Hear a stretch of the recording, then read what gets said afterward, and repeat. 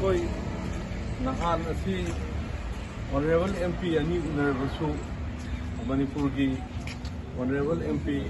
Maharaja Leishemba Sanajaoba Uwa Indaba Pangataba du Maharajana Narang Asi Konto Viraga Nasi Asi December ki tang Taramatoi Nasi Asi Unanabi Ramta Maharaj ki Mafunda Manasa Koi Laktabani Akoi Huji Maharaj Unanabi Ramta Mahati Koi Giap Havatare Masida Koi Lady Makata of the Mount Tonjabi. I know Huji Laiva Mapamasi Hirosa Rotni Nasi Asi December Kitang Taraga Matoi 2023. I put Mapamasida Apegi Manipur Lapa Manipur Congress Committee team. I got Loinana Azara Mananda Mahati Delhi Hanatum Leviramani Mah Amasung Azar Romes.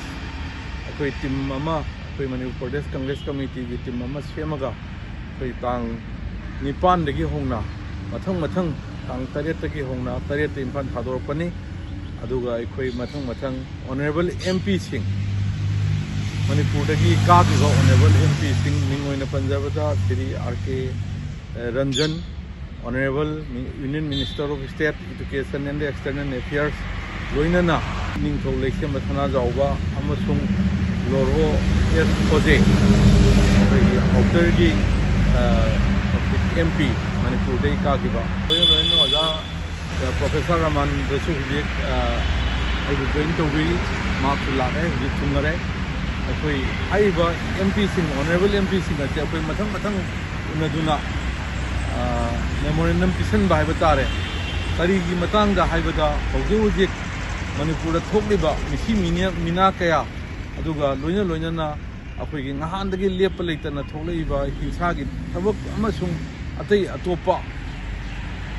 nioi kaya ama more than 60,000 akoi displaced people mayam ama relief camp ta leiriba asina singba kaya asigi matangda akoi mathang memorandum pisanba lakpani aduga hairiba Manipur thoiba thodo wathok megi tang ahumdagi leptana chatharpa tha taret helaba thodo wathok singase si matangda hujujik chathariba Parliament ki winter session asida puthokpiduna hariba thodo wathok singase athu matamda loisan view haiba wafam thamduna tasin dinabagi damta koi laktabani Professor Ramandano hai kra thambigan kogi Manipur gi Manipur Dilaba Paubada Hoji Pauba kogi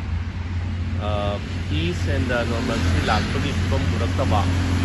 asi yamna moi soknangai adagi akoigi Manipur gi Pajagi damakta yamna mangjaba yamna khudong thiraba situation ama tawje khoi leirabani masida koigi koina appeal tawjeri se koigi representative oiriba koigi Rajya Sabha da madi Lok Sabha da koigi members na masi yamna seriously lobiduna koigi parliament da wafam ching thambiraga masina koigi central and state government da koigi achoba besarama lehelaga koigi peace and normalcy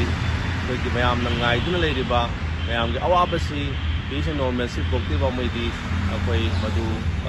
login in thajade aduna akogi normalcy lakpai si yam importance ni bagi livelihood plus economic development state development da asopa tang ma lo ba problem ya ko ba ko to lagi mati akogi leadership sina matiksana apam thambiraga leadership da akogi center ki attention si yam atu matam da koi address over madarka hoy adu ki damakta koi lakta thank you